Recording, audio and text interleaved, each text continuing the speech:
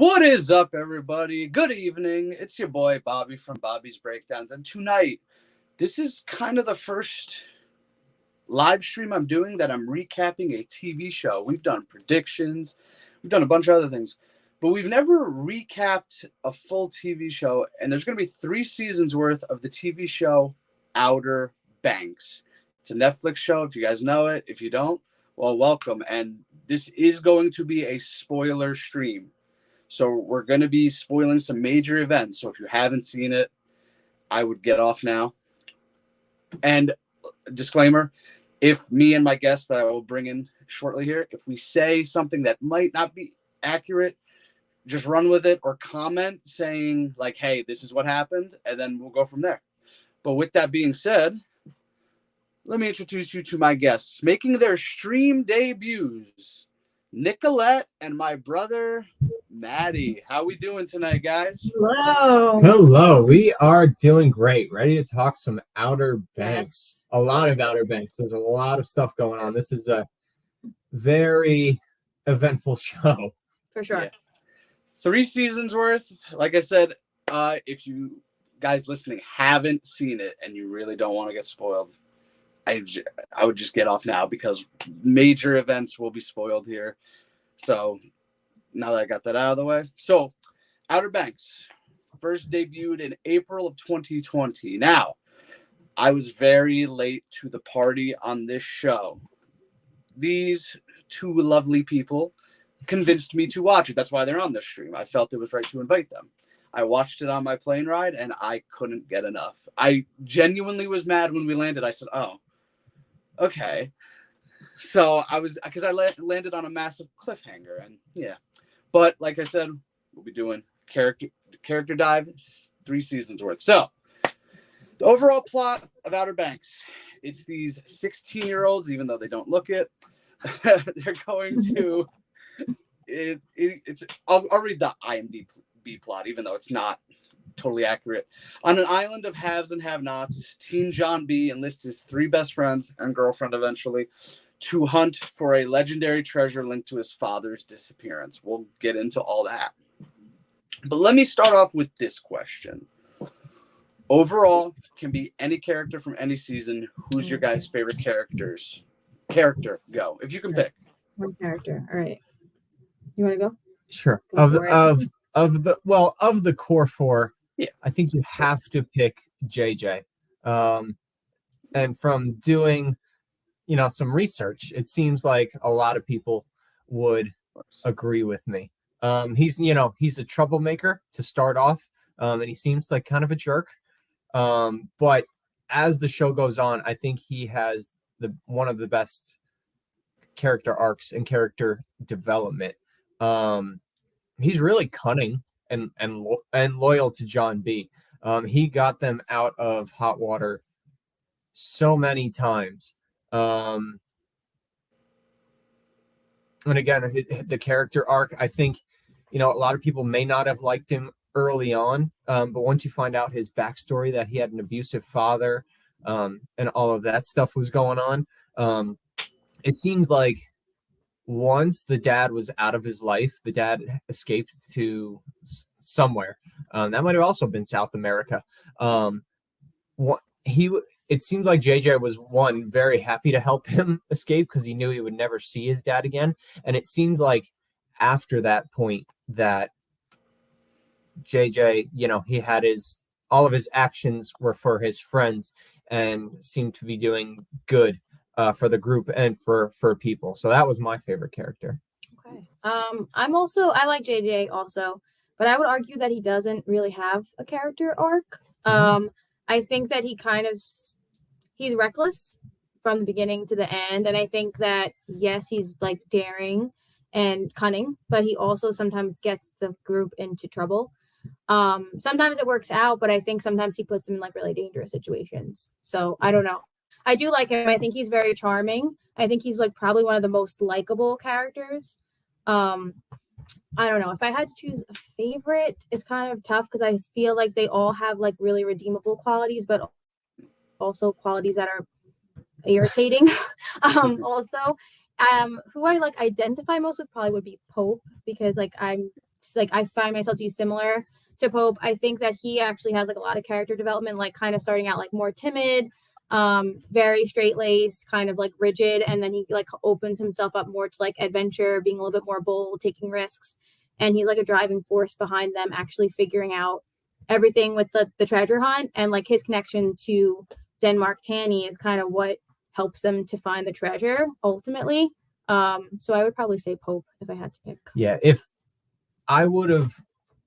the show went another way, and because Pope was a direct descendant of Denmark Tanny, if it went another way and the treasure became all about Pope and Pope finding the treasure, I think I would really like that story. Yeah. Hey, and, good points all around. Go ahead. No, go ahead. Continue. No, and then if we were talking about, I know we talked about favorite characters, but if we talked about favorite actors and actresses, I would have definitely went with Ward Cameron, played by Charles Eston. So I knew I recognized him when I was watching Outer Banks. He was on Whose Line Is It Anyway? When we were kids, he was on The Office. He was on the show Nashville.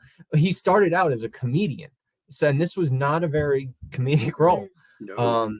But I thought he was just an insane actor, an insane performance. So that my hat's off to him in this.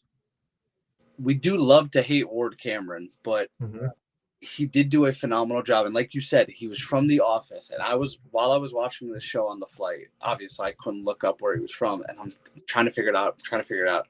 Then it just like slapped me in the face. I'm like, oh, he's from The Office. And yeah, he got dark at some points, but yeah, he did it great. And we'll get into some more dark moments from him because that's coming up. So one of the main storylines I'd say of season 1 is Kooks versus Pogues. Now, it's kind of like The Outsiders, if anybody's seen that movie, one gang versus the other, that kind of thing. There's one rich gang, one not so, but there breaks. I think this was the first episode too, if I remember correctly. A fight breaks out on the beach and a gun gets pulled. I believe that was the first episode. I think so. Yeah. Okay. Because I'm like, okay, time to. All right, we're getting serious with this. So, yeah. We'll get into some more of those characters in a bit. They play a major role, some of them. But let's dive into the two main characters, I'd say. Well, one of them is the main character, at least. Sarah and John B. Now, I'll be honest. This relationship threw me a curveball because I thought it was going to be John B. and Kiara the whole time. And they were setting it up, and then just twist. And I said, okay. What do you guys think about their relationship overall? So I mean, it's like the classic. I mean, with the Kook versus Poke, like the classic trope, like social class rivalry, and even with Sarah and John B is like kind of like the forbidden love, I guess, right? So what you want, what you're not supposed to have. I think that's like the initial draw for both of them, just like the curiosity, kind of like initial attraction. And then honestly, beyond that, I kind of find their relationship to be like really problematic. After the start, it was because they had like one real date. Yeah, like I think their connection is like based on like trauma bonding. They both have like issues with their fathers. Either like Sarah has like a lack of a normal father figure, and like just she can't escape like him, and John B is missing a father, but he also doesn't have like a father figure in his life. So I think that they kind of bond based on that. And then all of the craziness they go through with the journey. But beyond that bond, I don't think they have like much else connecting on, honestly. Yeah, I agree. They don't go really into their pasts a lot, but I think John B and Sarah knew each other because John B worked for Ward. I think cleaned his boat. So I think they knew of each other, but it was one day. It was the day they went to Chapel Hill to find more info on Denmark Tanny that, all of a sudden they went from hardly knowing each other to ready to be in a relationship with each other. It was a little weird. Yeah. But again, I think like you said, you hit it on the head. It's that forbidden love that kind of speeds everything up. Yeah. I also think that they both like cause more problems for each other. Like, with in the case of like John B, like getting involved with Sarah more directly links him to Ward and just cause like more resentment on that end, gets him into like a lot more troublesome situations. And then as far as Sarah, I mean, she almost dies in the second season because she gets, was it shot or she gets shot, right? Yeah, she gets shot in the second season because she betrays her family. She loses her connection to her family. They cut her off. She's practically homeless in the third season. So yeah, I just feel like nothing really good comes out of it. And then the fact that they have no communication either. Every time something happens between them, I feel like Sarah like goes back to Topper and just kind of uses him, and then she actually does cheat in the third season when they're technically like married supposedly. So I don't really see like a strong foundation of like communication or trust or like even a strong connection beyond just what they've gone through together. Yeah, like I was thinking about this. I always forget they're married. Right. Because I just think they're dating. And then I think John B said, "Oh yeah, my wife," and I was like, "Oh right, yeah." And I'm like, "That's gonna be an awkward first meeting between the fathers," which it was. Yeah. But yeah, another mini point of the first season, his first few episodes, is John B doesn't have a father figure or any figure really, so he's just living alone, and they're trying to get him into not daycare, but the foster system and all that. And somehow the kid magically just keeps escaping. They can't get him. And even when they have him in the car, he throws the picture of him and his dad out the window, and he goes to get it. Or no, the cop goes to get it, and then he breaks out and runs. And Sarah, that's what started Sarah and him, right? If I remember correctly, because she took him to the he got in his car, her car, and I believe that's what started it. It might have been, yeah. Yeah, maybe like the first kind of interaction. Because he stole the bike and he went to the ramp and he fell, and she was like, "What are you doing?" And then now it's coming back to me actually. Okay, yeah. So that's season 2. I do want to talk about my favorite scene from one of my favorite scenes from season 1, and it threw me off. But before we get into that, we do have a couple of comments. Kirsten says, "Hey guys." Hello, Kirsten. Welcome. Then we have Mike E. "Hey family." What's up, Mike E? And then Kirsten says, that person. "Yeah, our cousin Mike E." But back to my favorite season. Now, like I said, I'm watching this on the plane. Most of season 1 I watched on the plane. Where was your flight to? China? How'd you have time to do that? I made it work. Well, when you have 2 flights to California, you have a lot of time. So Kiara and John B are in the, I don't want to say tunnel, but like the cave, and John B just slaps her. And I'm watching this. I look around. I'm like, anybody see this? I'm like, and he goes, "Oh, sorry, you had a bug or a gnat on your face." And she goes, "Oh yeah, show me the proof." He just goes and it's there, and I'm like, okay. And then right back, she does the same thing. They have to show the proof, and then they hug. It was a little weird, but in my head, I'm like, this is strange, but it's also hilarious. Yeah, yeah. So go ahead. Yeah, I think it was the defining moment of the season, because I think it was in the second episode or third episode, John B and Kiara kiss. Yep. And then what they were arguing about something in this scene, and John B says, "Well, is it because I kissed you, or is it because we kissed?" And right at that point is when Kiara slaps him across the face, and he's like, "Did you just slap me?" And she's like, "Yeah, it was a mosquito." And she shows her hand, and it's on, and there is a mosquito on her hand. So it was actually, it was not for saying the kissing comment. And then John B says, "Oh yeah," and then he just actually smacks her, and you think, "Oh, that might be really about the kissing thing," but no, it was actually a mosquito on his hand too. So, and then if you watch the moments after that, they start to joke and laugh at all. I think it kind of defines everything and brings it all together that, it's friends and Pogues before anything else. Yeah, for sure. And Mike, I don't know what you're laughing at, but he says Matty with 2 laughing emojis. I'm a hilarious guy. I'm not sure what this guy's up to, but But yeah, so then we go back in time a little and we see another major spoiler coming. So if you're here, click off. Larissa Earhart says, "Hey guys, hey Larissa, thanks for joining us."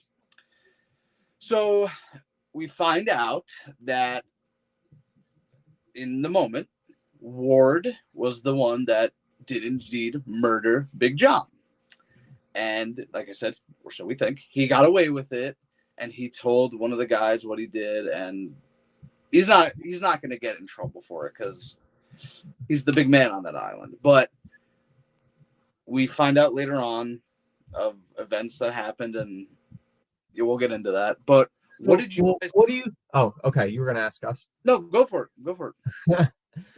I was going to say, it like when watching that scene and then later watching Big John in the rest of season 3, he kind of is consistent, and he does the same thing, that he knows he's closer to the gold than anyone else, and he changes up the plans and the deal. It seemed like, at least I don't know, it seems like there wasn't a discussion, but the understanding was 50-50 between Ward and Big John. And then all of a sudden Big John says, "No, I want to go 80-20."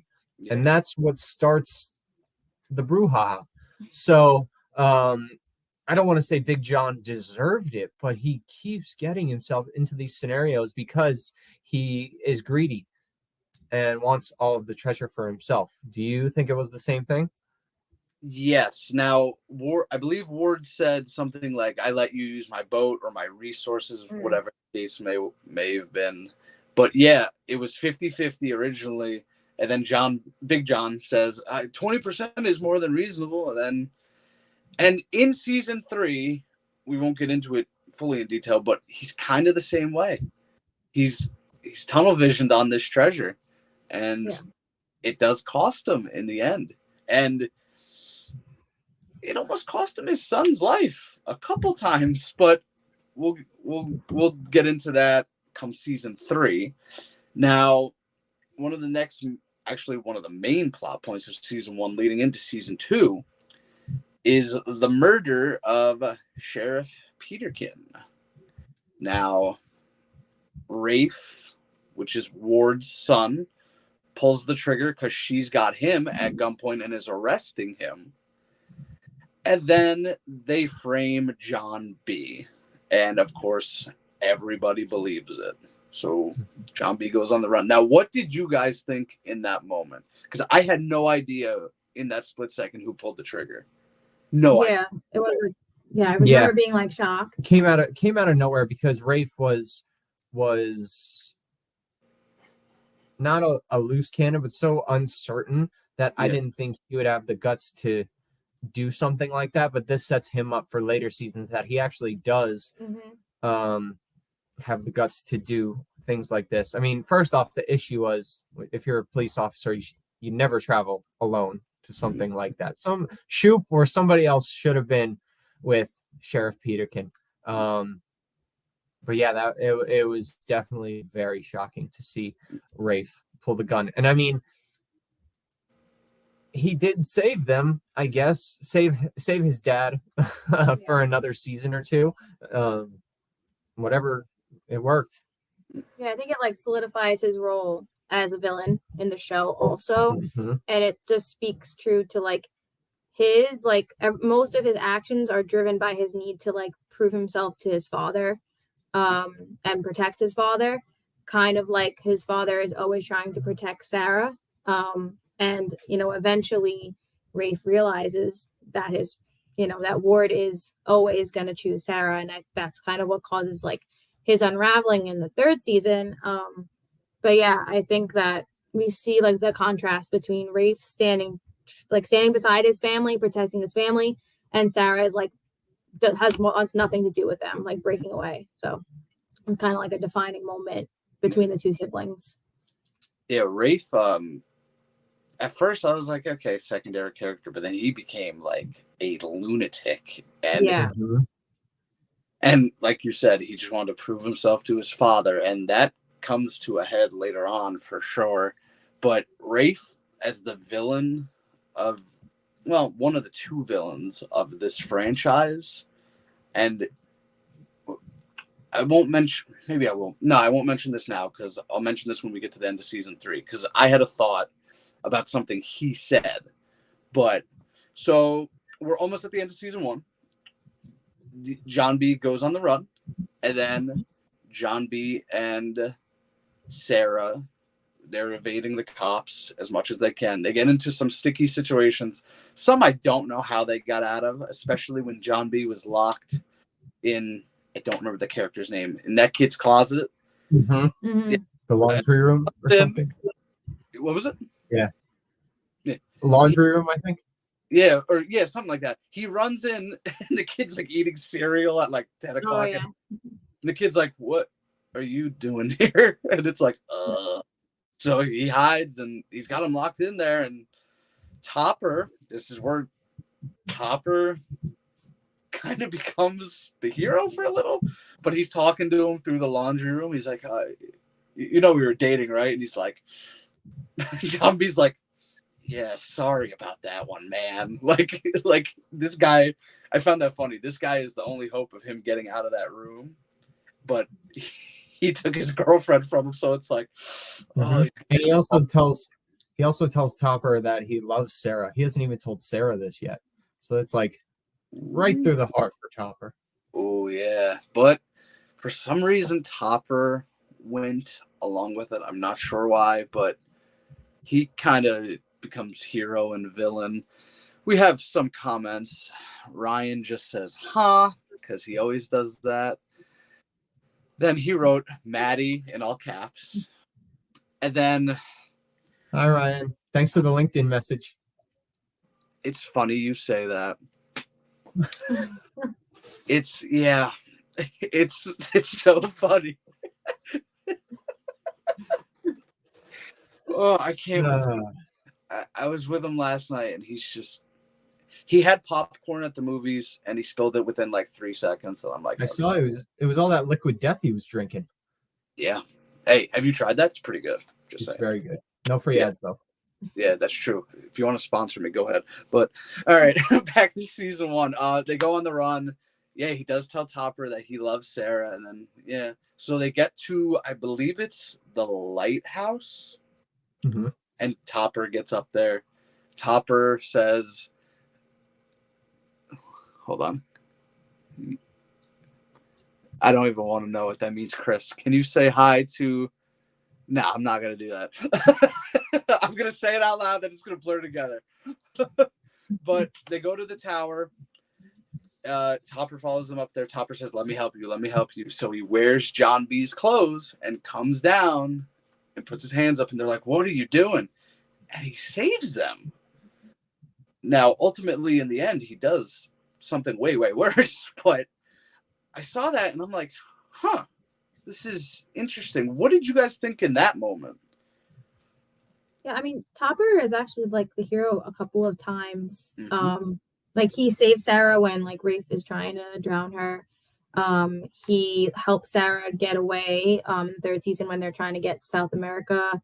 I think he saves her another time in season 1. Wait, did you say when Rafe was trying to drown her? Okay. Yeah. And then there's another one too. With the truck in season 3, he lent the truck. Yes, he helps them out with that.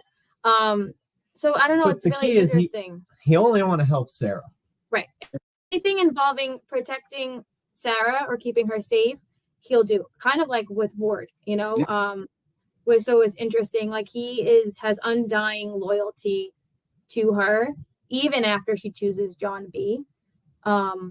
So it's interesting that he's like still holds out hope for her, I guess. Mm-hmm.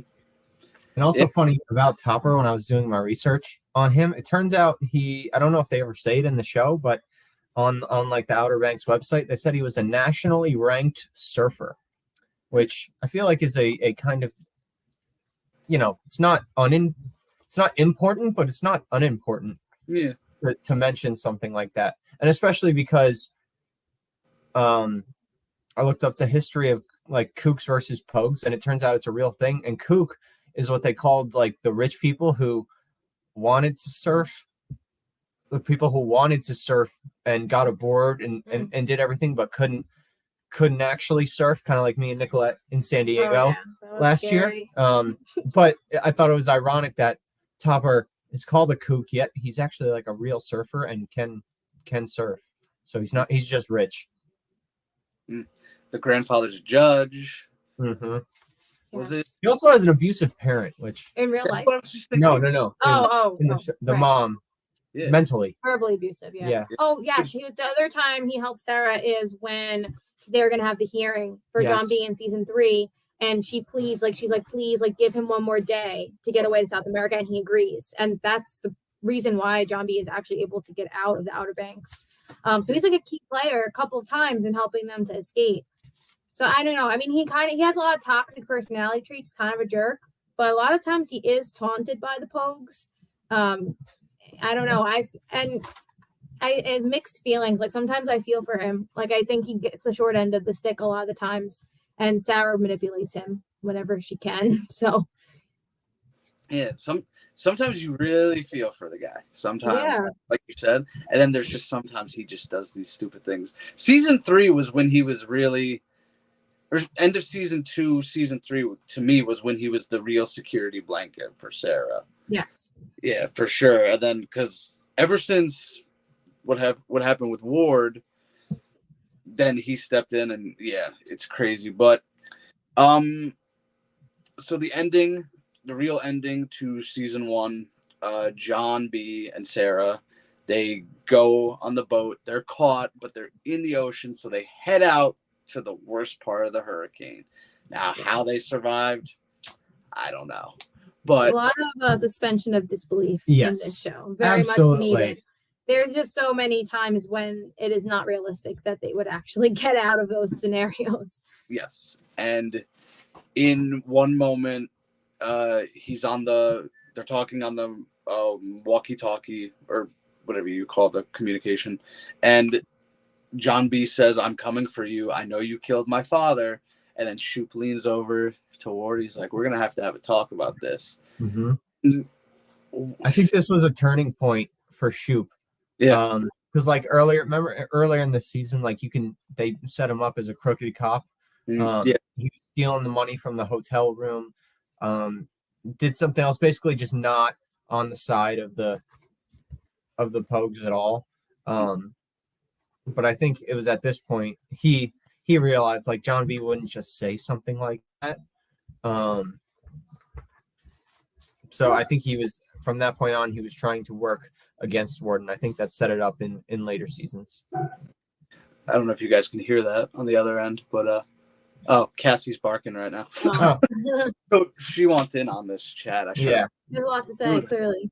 Yeah, that's rude of me. But yes, he has a couple turns too, and it's like, was season 1 when he got outsmarted by John B and John B stole his police cruiser? Or is that season 2? I think it was season 1. I think I'm not sure. I'm not going to commit. Yeah, I don't know. We watched this 3 years ago now, so. Yeah. All I know is they were looking for John B, and he pulls up. Wait, or was that the end of season 2? Because he's trying to get on the boat. I think he takes the police cruiser and gets to the boat. Interesting. Mm-hmm. Yeah, but Shoop has to report. He goes, "Well, found John B, but they took my cruiser." So yeah, end of season 1, they really start to realize that Ward is the bad guy. Yeah, and they head into the eye of the, is it a hurricane or a storm? I believe it's a I think hurricane. it's a hurricane. Yeah. Yeah, the storm. And, Yeah. and then end of season 1, it's like, huh, okay. And luckily for me, I got to jump right into season 2, so that was good. Now you guys watched this live from the beginning? Yeah, we watched it No. like when it came out on Netflix. Yeah, when it was released, pretty much. Okay, so you went one by one. See, yeah, I had all 3 seasons available to at once, which is really good because I don't want to wait. So we jump right into season 2. It's pretty much the end of season 1. We find out John B and Sarah are alive, but nobody knows it until they send a text from some hotel worker's phone. Not sure how she didn't realize her phone was gone, or there was a random selfie of a stranger on it, but hey. And then they're in class. They leave to get it. JJ, Pope, and Kiara. And they got the selfie, and they start celebrating knowing he's alive. And John B's like, you got to help me clear my name. And that's a major part of season 2. Now, we all knew they were alive, but I know you guys said it was unrealistic, and it really was. But how did you like season 1 overall? I thought it was really good, especially at the time during COVID. Yeah. When everything was kind of shut down. It was definitely the top show to watch at the time. I still think season 1 is my favorite. Agreed. Overall. Yeah. It's like a modern day Goonies. Like it was a really cool treasure hunt. Yeah, I think season 1 also is my favorite. Like, it was just such a unique like idea at first. And then the next 2 seasons were pretty good, but I think each time it's starting to get a little bit like, okay, like we're still on the run, like we're still searching for the treasure, like kind of playing out ideas like over and over. That's why like I am curious like how the next season's gonna turn out, like, because I don't know if it's gonna be good with the new plot line or if it's gonna be kind of like same things kind of recycled over again. But yeah, I like the first one the best, I'd say. Yeah, same here. Season 1 I thought was really good, cover to cover. I don't remember any really weak points. Besides maybe like the first episode, but you got to dive into what it's all about. And you made it an interesting not prediction. You said something interesting, and I do want your opinion on this. I didn't put this on here, but is Outer Banks more popular because it came out in the heart of the pandemic, or do you think it would do just as well normal year? I think maybe a little bit of both. Yeah. I don't know. I mean, the way that it's set up, I think it's definitely geared towards a younger audience, like maybe like high school age. So I feel like maybe not as many like adults would have watched it if it weren't for COVID. But since they got hooked, now they're in for the long haul to see what happens. But yeah, I think it definitely would not have had as many viewers. Although I do think the first season was still great. So it would have been worthy of watching. I just don't know if as many people would have stuck around. I agree. I think they struck lightning a little bit with the timing of everything, but I will stick to my guns and say that season 1 all by itself is a really good season. Oh, yeah. I don't remember any weak points of season 1, really, like realistically. And then it came out April of 2020, I believe. And I think so. it right in the heart. And it's kind of like Tiger King in a way. I don't know if Tiger King would have been as successful if not for it coming out at the end of March 2020. So, but yes, season 1 overall great.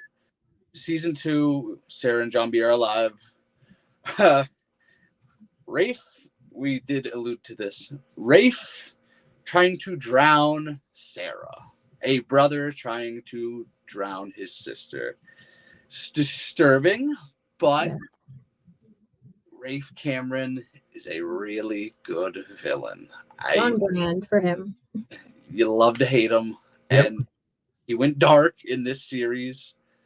But when I'm watching this, I'm like, I don't think she's gonna die. But in my head, I'm like, I don't know. Like, yeah. And then he does something else to Sarah later in this season, and that's kind of a major point, but we will get into that in a little bit. What did you guys think in that moment when he's just trying to drown her, and then the unlikely hero of Topper coming in to save the day? Yeah, it just the shooting of Sheriff Peterkin was the actual event that turned him into a true villain. I think that set off the switch for him, and then this was just the first in a long line of villainous things that he did. Yeah, so it's like crazy to watch, but I mean it makes sense. I think like if we go back to like his need for like having approval from his father, like Sarah is kind of the thing that's standing in between like him and Ward, because Ward will always act for Sarah, always protect Sarah.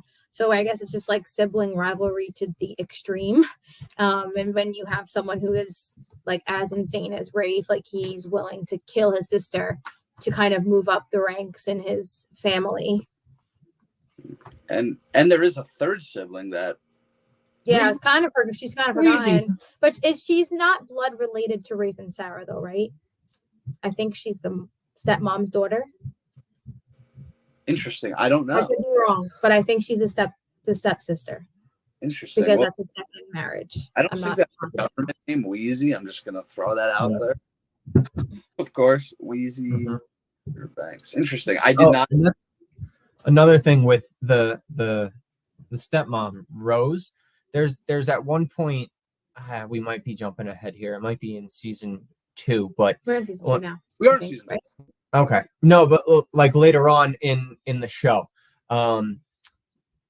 talking about Rafe, and like Ward is kind of in disbelief of everything that he's been doing, and Rose says, like, how do you not see this? He's been kind of screwed up since he was like 10. So I guess that, it's interesting to see from Ward's eyes too, that he was kind of, as a dad, turning a blind eye toward it. Does he try to kill Rose at one point too? I believe that he does. I think maybe they have a moment in season 3, but there's something. Oh, gun. That was pulled. Maybe I'm remembering wrong. There's some kind of intense altercation with them. I remember. But so according to this is Outer Banks Netflix fandom.com. Okay, she is the legit sister of Ray and Sarah, because it says Rose Cameron is her stepmother. So now, Rose doesn't have any. She's not. She doesn't have any kids, I guess. Okay. I could be blanking on this, but do they ever say what happens to the original mother? No. Okay. I thought I was okay. Interesting. Maybe we'll get into that. Maybe in season 4. Nah, I feel like it's too late now. I mean, yeah, I don't know, but yeah, season 4 is coming. I believe it said next year. They've only missed 1 year, right, of a season. 20, 21, and 23. So yeah, okay. Yeah. So yeah, I believe they'll be back next year. What month? I don't know. So yeah, that dives into Topper being the hero in season 2. In season 1, we did mention that he becomes a bad guy totally in the end. But Topper, bad guy in the beginning, good guy in the middle, good guy kind of towards the end, but then the switch flips and he becomes a bad guy again. What do you guys think about Topper in general? Just everything. The only good acts are for Sarah. And yeah, we'll talk about it more at the end, but I think what he does at the end cements him as a villain, an evil character. Yeah.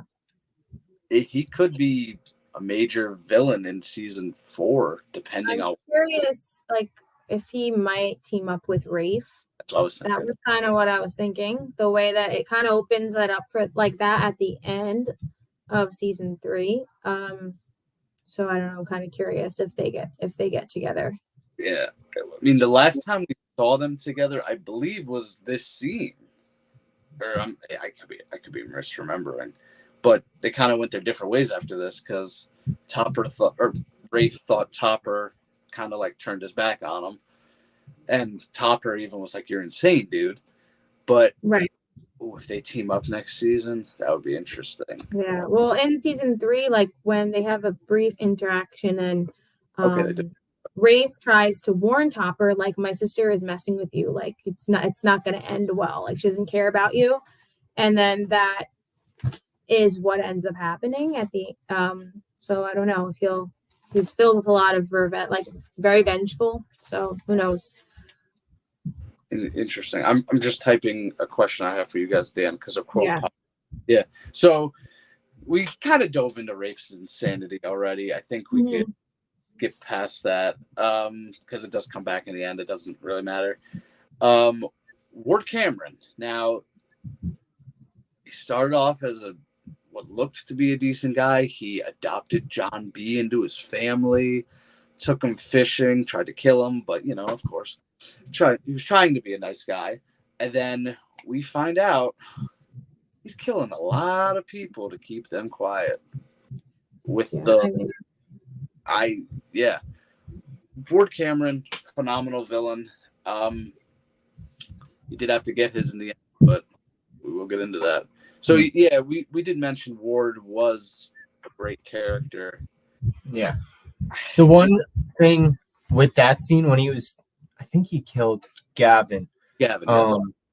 When the Pogues were so close to, they were filming that Ward was basically admitting to killing Peterkin. Yeah. And then all of a sudden Kiara just yells in the rain from far away, "You're a murderer." Yeah. And that scares Pope. He had no idea it was coming. I think it was Pope holding the camera and dropped it and broke it. And of course the show goes on. But that part was just extremely frustrating. This is why Kiara is lower on my list. She was fine in season 1 and even season 3, I think. But in season 2, she's just crazy, acting totally illogical. Yeah, at some point she's just off the rails, and yeah, like you said, I think they had the audio version, or maybe they were recording them, but they had them. But like we said, if he just gets arrested for murder, the show ends right there. So right.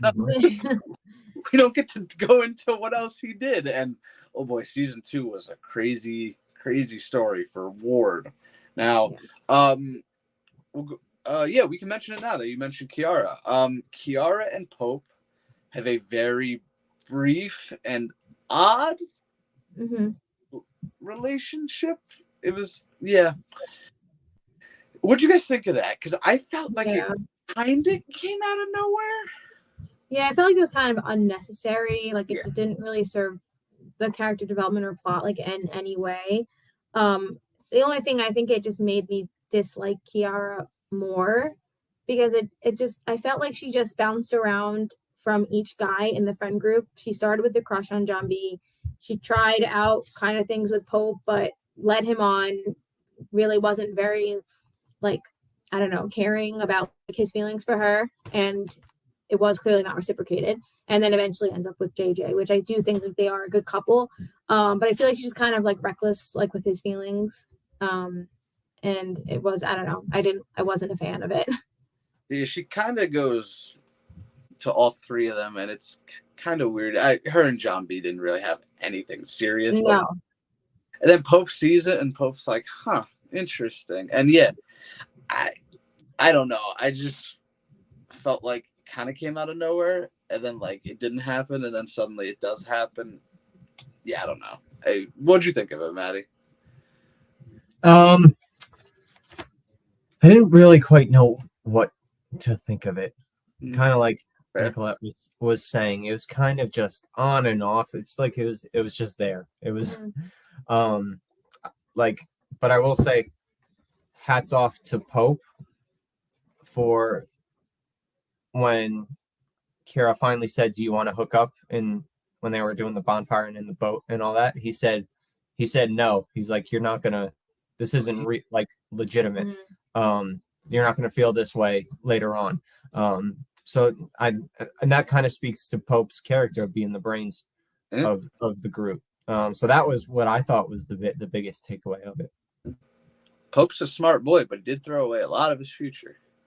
A lot of his future. Yeah, I feel like he would have got, like, he's so smart. He could have got a scholarship to anywhere else. I feel like that was a little out of character for him, or maybe just unrealistic. Like, even that the high school wasn't willing to work with him. Like, if he was like such a prestigious student, like a star student of the school, he was only gone for 6 weeks. Like, it's really not that long. I felt like that was like not realistic, that they wouldn't even been willing to like help him like make up his classes, or like, I don't know, the fact that he had to like start back in like remedial courses. Like, I don't know, I just felt like that was kind of like didn't make sense. Yeah, even with school in general, like, I feel like there's times where it's like they're on the island and it's clearly a daytime, and it's days at a time. Yeah. Topper is out, Rafe is out, everybody is out, and then all of a sudden the next day is when only the Pogues go to school. It's really well, weird. I think like JJ and John B don't even go to school at all, do they? I don't. Also, do you know what is the time span of all of this happening from season 1 to 3? Is it like a year, or is it a couple of months? Good question. The only time I saw JJ in school was the beginning of season 2 I think right when they found out they were alive. I don't know. School is just kind of like a thing that's there, but I feel like they don't really actually go to school. Yeah. What is the time? Okay, what is the time from season 1 to season 3 of Outer Banks? It's interesting. That's an interesting question, because I don't think it's more than a year, because we don't. Because they kind of the same. I think they still say they're 16. Yeah, I think it's because season 1 and 2 kind of have to go back to back. Yeah. Then there might have been a small break in between 2 and 3. Okay. So they said I know they were on the island stranded for 6 weeks. They said so. I don't know like how they said that when he came back to school. Okay. All this says is Outer Banks season 3, 18-month time jump explained. Interesting. Okay. Well, so no, that is the break in between actual seasons, right? No, that was the break. At the very end of when they're at the award ceremony. Oh, at the that's end, 18 months when later. they flash forward to the ending. Oh, okay. All right. Oh, here we go. As to when fans can expect. No, I don't want when the next season is coming out. I want. Okay. All right. Yeah, they're giving me like when season 4 is coming out and whatnot. I'll try and find more into it, but okay. I'm like, what? Okay. So we left off with Kiara and Pope's hookup. Now let's go into one of the biggest scenes, in my opinion, in season 2. They finally figured out that Ward Cameron is a murderer. He's on the boat, and it explodes. And I remember watching this, and I'm like, yeah, like they finally got him. Yeah, I was like, because it's only like midway through the second season, or maybe like episode 6 or episode 7. All these seasons are 10 episodes, and I'm watching it, I'm like, whoa! I was like, okay, they got Ward Cameron, and in my head, I'm like, it's kind of a bummer because he's a great villain. Mm-hmm. What was going through you guys' heads in that moment when you guys watched that? The first time it was like, yeah, it was just crazy. I couldn't believe it. Yeah, and then of course it's right after that. Again, Topper it's like he's following these kids around. Yeah. Like, of course, he was on the deck just as he was walking up the deck just as the boat was about to explode. Yeah. And of course, he's right there for Sarah, and John B wasn't. Right. And that kind of starts off more of all the stuff that goes on in season 3. Yeah, it was. I remember watching it, and I'm like, huh, that's interesting. And in my head, I was like, he's dead. They can't really bring him back from that. Right. But also surprised, like, why would they kill him off in the middle? Like, what is the rest of the show going to look like now? Yeah, well, I was thinking that too. And then I saw the end of season 2, and I was like, oh, dang. I'm in between seasons. Yeah, I got to figure out how to word this better. They're just saying when season 2 comes after 1 on Netflix. So Yeah, I feel like it's within less than a year. I think it's within they're in the same grade in school. I don't think that they get older. I don't know. it's got to be something like that because they always say they're 16 or 17. I don't Yeah, ever aging up for whatever reason. Maybe like a few months. And then we find out not sure how many episodes later. Maybe it's 2 episodes later. 2 or 3. Sarah Cameron opens the door on the boat, pops out Ward Cameron. In the moment, I'm like, it's a ghost. Yeah, it was a great twist. It was a good plot twist. I was like, it's a ghost. It has to be. But then looking back on it, how did he escape the boat? He must have. Well, when you have that kind of money, must have had a secret hole in the middle of the boat. Did they explain that? Or something? They do go into that. Yeah, they do. Go into his, yeah, I don't. Was it a helicopter? Something was waiting for him, or he scubaed out of the bottom. Scuba gear. Yeah. Yes. I mean, he's a mastermind. Like you can't. Yeah. You can't deny. You gotta respect. Like his plans are brilliant. And the fact that he's able to get away and not get caught after he fakes his own death, and like the whole time they think he's dead. So it's like impressive he's able to keep up the illusion. And I believe for a while Sarah's the only one that knows. Yeah. And they don't figure it out to the end till they see him on the boat, and they're like, "Oh," where John B almost kills him, and then because in my head I think he came back the 9th episode of season 2. Yeah, it was that. Yeah, they're on the cargo ship, right? Because in my head I said, why would you not end the season with this kind of cliffhanger? But we know why they didn't, because somebody else returned, but we'll get into that in a little bit. So they eventually, in season 2, Pope lets the cross go for now. That's the whole thing. They're getting the cross, and I don't know what I was feeling in that moment when they just kind of like let it go. Like I understand, but at the same time, it's like you've been fighting all that time, and you're just gonna say, "All right, we'll get you another time." Yeah. That was a tough one to just give away the cross, especially because Rafe was able to have the strength to keep it above water, so maybe it wasn't that heavy. Maybe it goes to show that Pogues, it's all about keeping each other alive more than getting the gold. Definitely frustrating though. Like there are so many times where they're like so close and then they just like lose it, so it's a lot of like letdowns. Of course. Yeah, of course.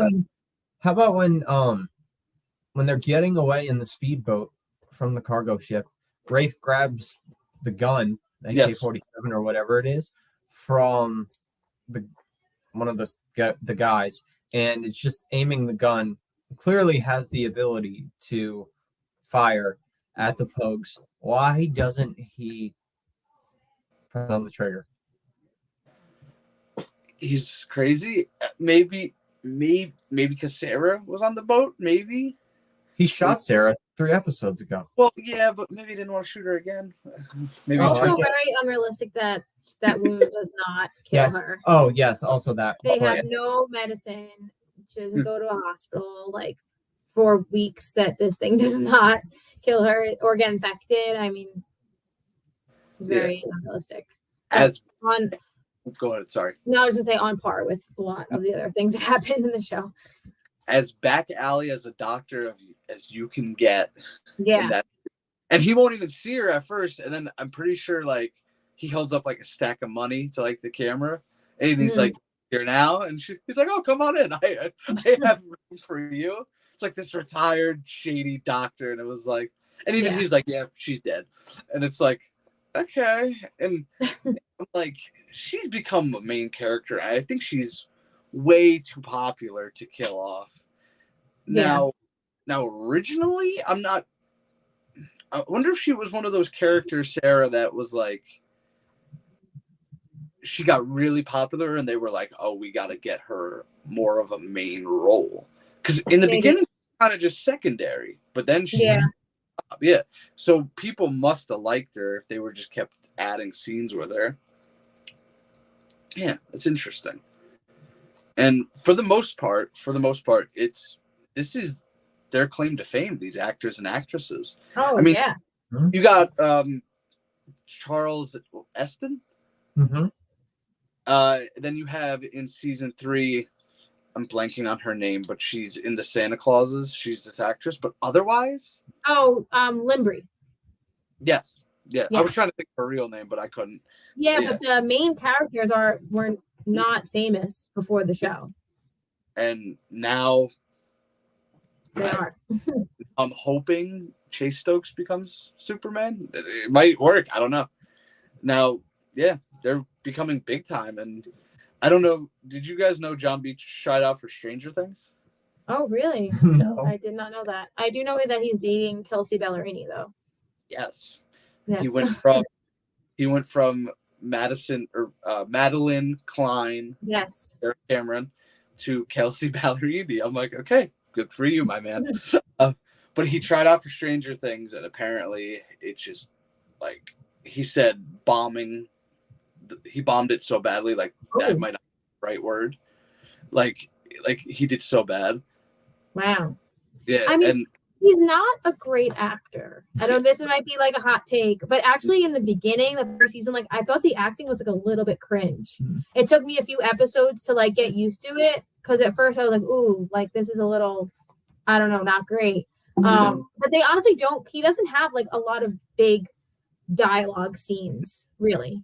That I feel like other secondary characters have like bigger moments than John B. For sure. On the show. Yeah, his acting it's weird. I like he's kind of just there. Yeah, like it's not super dynamic. I don't know. Maybe this is just like a me opinion, but that's how I feel. And then what was it? Back to the Stranger Things producers are the same people on this show, so he was like, they wanted me for this show, so he was, I'll do it. But end of season 2, they go to, I don't even know where they go to. They walk in Bahamas, I think. Or no, is it the Bahamas? season 1? Oh no, season 2. It's not Bahamas, right? They're on the island you're talking about. To find John B's father. Oh, South America. I don't know the name of the place they go to. I don't know either. They go to South America. Who finds him first? Who like knocks on the door and gets to see him? It's not any of the main characters. Carla Limbri. Yes, he's working with Limbri. But then John B finds him at the lighthouse. Yeah, that's the church, not the lighthouse. The church that he's ringing the bell. Yeah. Yeah. So you walk up, Limbri walks up, camera pans over, and it's Big John, and he's alive and well. And in that moment, I'm like, does anybody die? Who else are they gonna bring back? Yeah, I was like, this is like a Fast and Furious movie now. Everybody just comes back. Marvel. But overall thoughts on season 2? Not as good as season 1. Yeah. Still, I thought it was fine. It was good. It seemed to stray from that season 1 thing that they had. Magic they had, yeah. Yes, just the magic, I could say. Interesting. Yeah. Season 2 kept me entertained. It wasn't as good as season 4. But it's keeping me entertained, and it's like, all right, the cliffhanger was enough for me to go to season 3. Did you like season 2, Nicolette, or are you kind of with us? Yeah, I liked it. I mean, there are definitely good twists in season 2, like some like really like shocking moments. So I think it was pretty good. I do think like at some points, like the treasure hunt plot starts to get really complicated. It just seems like they're adding on like whatever they can think of. So it does get a little hard to follow in season 2. And I think that continues in season 3. Like just all of these other avenues that it's going down, and it's like you really have to connect the dots. And I don't know if that's just part of the writers like trying to extend life of the show more, so they have to think of like more things that they can add on to this treasure hunting journey. But yeah, that would be like probably my main criticism, that it starts to just get a little bit too complex with the whole treasure. I wonder how long the series goes, because like, how many times can you play a 16-year-old before you're? I mean, Chase Stokes is 30 now. Granted, he doesn't look 30. I thought he was younger, but he doesn't. So, granted, and then it's kind of like Stranger Things. It's like these kids really aren't 12 anymore. They're like right. 18. But hey, you know. So, some of the main points of season 3. Ward, after going on the run, he returns to the Outer Banks. Now, he's coming for Rafe because he thinks Rafe can't handle the business, and we will dive into a little of that. But this is where I kind of hand off the stream to my guests, because we have the inclusion of Cleo. Now, this was a very popular topic in our group chat. I'll let them go and then I'll weigh in, but they very much like Cleo, and if you could go into why. Yeah, when we were both watching it, we watched it together, and I think we both had like an epiphany of the same thought at some point. That Cleo, would you call her like the most underrated character? Yeah, I think so. She's just, it's like awesome from beginning to end. She can handle herself. She's nice to Sarah. She looks out for Sarah, which is how she gets kind of back involved with the Pogues. She leaves the other two that she was working with. Oh, the other crewmates. Yeah, and the Mohammeds. I mean, they got arrested, but I think the fact that she was separated from them shows she was kind of one above them. What else with Cleo? There was just multiple instances. Like she's really cool. She actually, I think it was in season 2. They hit her with her car. Like the Pogues were driving the car and they hit her, and she kind of like laughed it off and got in the car and just drove with them. Like, I mean, unreal or not, that was kind of funny and cool. And then, of course, there's the progression in season 3 with Pope. Do you want to talk about that? Yeah. So I mean, I think she's just like a really cool character. I think she helps like the group dynamic. She's really smart. Like I think she helps like ground their plans a little bit more. Because she kind of is like very logical. I liked her and Pope's like relationship. I feel like she's really good for him. Like she gets him back on track, like to go to school. She helps him like when he's unraveling and he's like about to like kill Rafe. Like he's so close to doing it. She talks him down like off the ledge. She convinces his parents to allow him to go to South America. Like her, and I don't know. I feel like that is I like seeing her progression from like basically being like a criminal to like getting kind of a normal like teenage life. And like having people who look out for her and like care for her, and like she's like looking out for them too. So I don't know. I feel like she's like a good addition to the friend group. I don't hate her, but like, do you feel she's unnecessary? I don't feel the same way you guys do, and that's great. I love the difference of opinion. Some points you mentioned, I'm like, okay, I see why. And there was one scene, I believe it was season 3. It has to be when she finds Pope. This is before they know each other, and she's like, "What are you doing here, man?" And he's like, "Oh, I'm looking for my friends John B and Sarah." Now, why he said their name, I don't know. It's kind of unrealistic, but she's like, "Oh, did you say John B and Sarah?" Oh yeah, mm-hmm. Yeah. And he's like, "Yeah." She's like, "Okay, if you're lying, I'm gonna kill you." Mm-hmm. But the fact that she heard them, she's like, "Okay, you have a chance." And yeah, and then when they were hiding in the cargo ship, she helped them on the ship too. She helped them, like, and when they were checking it over, she was like, "Oh, guys, I already checked this one. No need to check it again." And that could have very easily ended things for them. They were pretty much cornered if it wasn't for Cleo, they wouldn't have made it out. It's true. That is also true. Yeah, Cleo was an interesting character. She was very secondary in the beginning. She was in a Yeah. couple episodes, if that, of season 2, and then she came back, and I'm like, is that the same girl? Because I had to look it up. I'm like, oh, it is the same girl. Okay, and yeah, I'm pretty sure she's going to be in season 4. Yeah, it seems like it. Yeah, it seems like they're doing the 3 guys, 3 girls. It seems Yeah. like. But there's also, I think, for that dynamic, it made sense for them to add her in because like if JJ and Kiara are getting together, Yeah. I guess to have someone for Pope also, like 3 couples. So yeah. But I do like her. I think that they've like had a good progression of getting her into the friend group, becoming more of a main character. It's funny. The next thing on my list is Kiara and JJ's love. So yeah, Kiara and JJ, they are together, and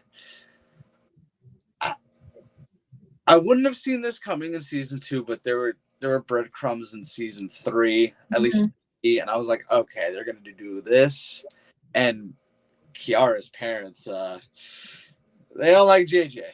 No, because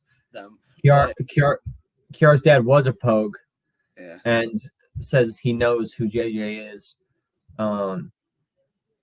and basically that he's not good enough for Kiara, and then JJ kind of proves the point by stealing his wallet, his money from the money clip. So yeah, to me the whole thing was like internal JJ struggles that kept everything all around. What do you think? Like preventing them from being together, you mean? Yeah. Just like, I mean, again, like the lack of communication, like that they weren't really telling each other how they felt, and like he was frustrated because of his situation, like, and versus hers, like she actually is a kook technically, like her family is, so just kind of feeling like not worthy, because he comes from nothing.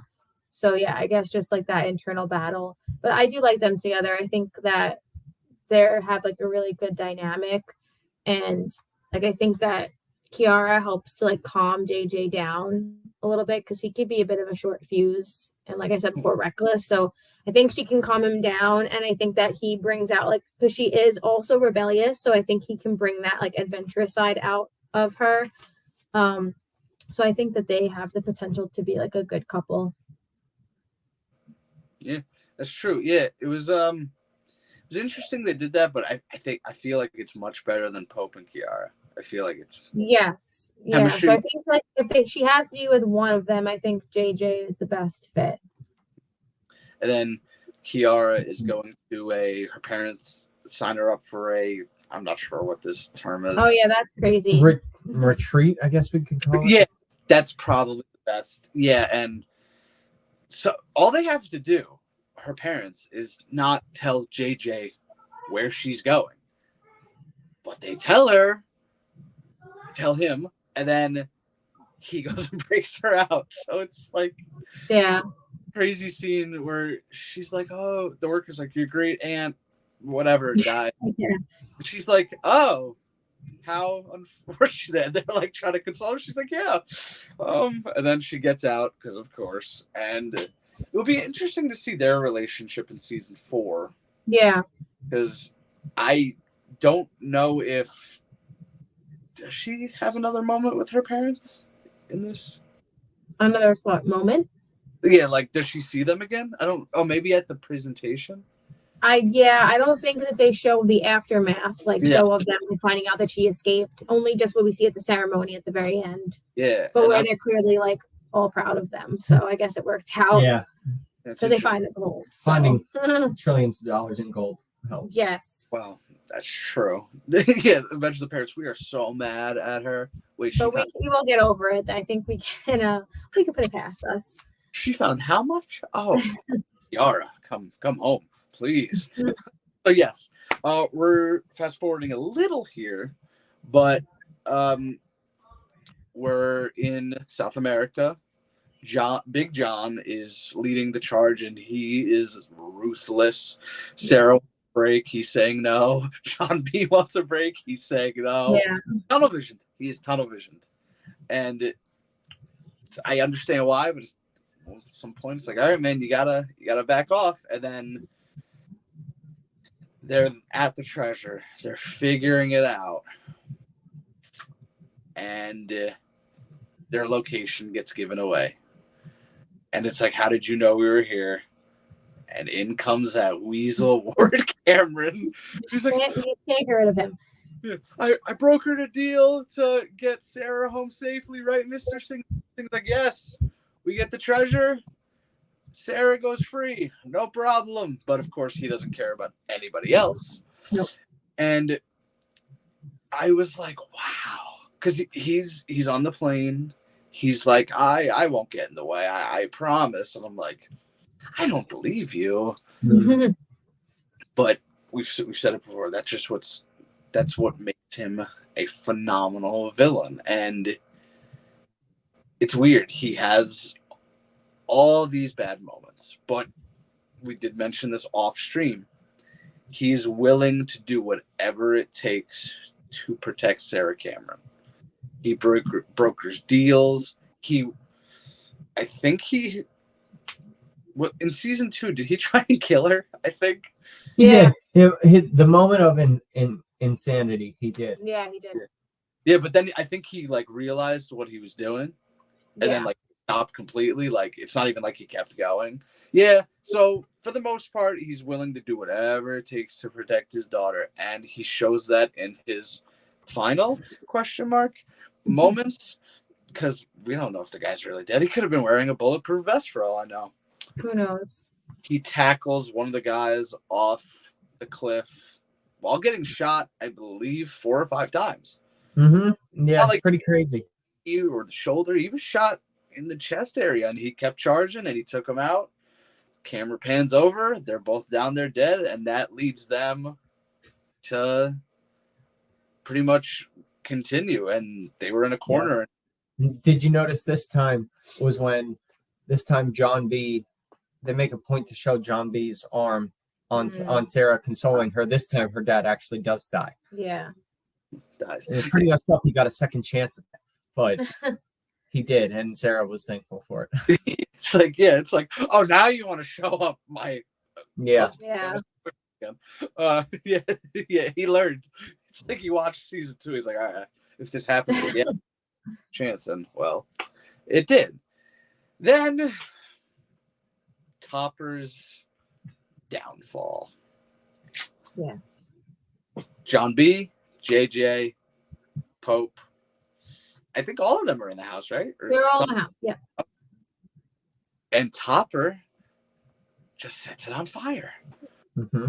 Now, I'm almost positive that's illegal in the Outer Banks. I could be wrong. I've never been there. I don't know the laws, but I'm pretty sure that's illegal. And then I think, it's just slap on the wrist. Yeah, it's granddad's a judge. It'll be okay. Yeah. Mm-hmm. And then I believe it's Kiara and JJ that first realize. Yeah. John B and Sarah are doing adult things, and Pope and Pope and Cleo are, I don't remember what they were doing, to be completely honest. Yeah, but they get out, and do they figure out it's Topper before the end? No, they don't know. They don't, which is why at the 18-month jump, Topper is actually at the ceremony, which I don't know why he would be. Yeah, but he has to be there. I mean, it's like the whole town. I mean, I guess it would be suspicious if he weren't. I mean, I'm curious if it does come out, if they find out in the next season. I don't know. But yeah, to me, this just cements, again, like I said before, Topper cements him as a villain, because the key difference with this event was that he set it afire with Sarah in there. Yes. Well, he was mad at her. Yeah, but everything else he's done, yeah. And she's done to him, he's been able to look past. True. And now this seems like the final straw. I mean, honestly, he has what he did is wrong, obviously. But he has reason. He's not just doing it for no reason. He's very vengeful, very angry. I mean, she basically played with his emotions. She hooked up with him, whatever. And then for him to go to the house and see, she lied to his face also. She said, I'm staying here if you do this for me. If you let John B escape to South America. I promise I am staying in the Outer Banks, implying that she chooses him, but we know that she's not a woman of her word. And then he goes to the house, and to see them together, I guess he just had a breaking point after letting it go so many times. So interesting. Yeah. It was, yeah. When that moment happened, I was like, wow, he finally snapped. Yeah. I mean, he had his bad moments, but like nothing. It was like Rafe territory. Like, if you didn't see who did it, you'd be like, oh, Rafe got him again. And no, it was Topper. And it's like, and we did mention, they find the treasure. John B. Finally. Well, they find the treasure. It's not even the one they were looking for. Yeah. Right. And it was so frustrating to me that they only got to take some of the gold, and now it's like basically no one will ever find the treasure again because it got blown up. And that's what I wish they would have explained at the 18-month mark. I think they got more. That's enough time to like excavate it. Oh, maybe. I wasn't sure. But they don't ever say. I think that they're leaving a lot to be explained in the next season. Yeah. About that. That's true. They do got to get the fans to come back. Yeah. So they find the treasure. Big John, the bullet that got him, unfortunately gets him. And he did die trying to find the treasure, but he did find it. And he knows that it was found and that John B got it, which I think is like the best way for him to die on the route of the treasure, knowing that his son finally got it and like proved all of his theories correct. So I think it was like a fitting ending for him. And also I think for Ward too, like it was on par with his character that he would have tried to save Sarah like in his one last time. I guess like almost an attempt to like redeem his character in a way from like everything that he's done in the past. So I feel like both of their deaths were fitting for their characters. Yeah, for sure. I agree completely. Yeah. And we mentioned the 18-month gap, and I didn't even realize it was 18 months until the stream. They are honored like heroes. Yes. And they're just talking, and then I'm not sure this gentleman's name approaches them and says, I need your guys' help. I've been looking for this treasure for a long time. Obviously, I'm not quoting it perfectly, but he says, Blackbeard. And it's like, oh, and my father called it when we were watching it. Before the words Blackbeard came out, he goes, oh, Blackbeard. And I'm like, huh? And then he said it. I'm like, oh, this is a real thing. Okay. And yeah, season 4, which it's coming out next year. No date yet. I have a weird plot, but I don't know how legit that is. Anybody can write these things. But season 4 next year, they're going for Blackbeard's treasure. I do like that they're, because they've kind of run the course on this imaginary treasure. Yeah, they needed to end it now. It was too many different avenues that they took, like to extend this one Denmark Tanny like whole like plot. So I think they needed to kind of finish that up now. For sure. And now you can incorporate real history into this, and it's like, how do I put this? You can have fun with this because nobody knows where this treasure is. You can kind of make up your own story for this, at least in my opinion. But I think and you also get some history. Like I have no idea actually. I know the name Blackbeard, but I don't know anything about a treasure that was lost. So I think I'll be excited to learn what happened. I want to wait to look it up, but we'll see how that goes. I haven't looked it up personally, and look at this educational show and entertaining. Great. So I have one more question about this stream, about season 3, and then I'll read you season 4's plot. It says, and then we can get out of here for sure. But when Rafe let Ward get on the plane to South America, do you remember what he said to them? Because you remember he was very hesitant about letting him leave. What Rafe said? What Rafe said to... I don't remember now. It was John B. or Sarah. I'm not sure which one, but he did say it. he did said something along these lines. He said, if he doesn't come back alive, we're gonna. Whoa. So Yeah. Yeah. I think that Rafe is going to be the main villain of season 4, and maybe with Topper, who knows? But yeah, he's definitely going to be on a path of revenge. Because they're gonna tell him the truth. They're gonna say he sacrificed himself for Sarah, and he's not going to believe that. He's going to lose He's it. not gonna believe that. Oh, yeah. I think he will believe it though, because he's seen time and time again that his father has done it, Yeah. and that's like his weak point. Topper. I'm not Topper. I'm sorry, Rafe. Like that's like his one thing. Like when Sarah gets chosen by the father, I feel like that's what will always set him off the most, because he feels inferior to her. So I think that that's going to be not good for his ego. Yeah, maybe in like the middle, he'll come to a realization that like it actually happened that way, and then maybe that's when Topper takes over as like the main villain. I'm not sure what's going to happen there. I mean, they probably will introduce a new villain though, in terms of like someone also trying to get the treasure. That's So true. I don't know. Like with Singh, how Singh came into season 3. Yeah. This person. I feel like it could be that initial guy who wants their help. Oh, maybe he'll turn on them. Maybe he'll turn on them somehow. Yeah, like they'll get him there, and he'll betray them. Pull a Big John. Yeah, Could maybe. be. Now I'm looking at season 4 on IMDb. It has 1 episode. This plot it can't be accurate because the grammar is all over the place, but I'll read it as it is. After the team learn about Blackbeard, they went looking for treasure. JJ and Kiara went on other trail. JJ gets kidnapped. I don't think that would be it, because Kiara already got kidnapped in season 3. So I mean, I hope that they don't do that again, because I feel like that would be kind of overdone. But maybe they will. Who knows? I think they're saying JJ gets kidnapped, I believe. No, I know, but I'm just saying, like, they already did a kidnapping plot. Yeah. So I hope they don't do it again.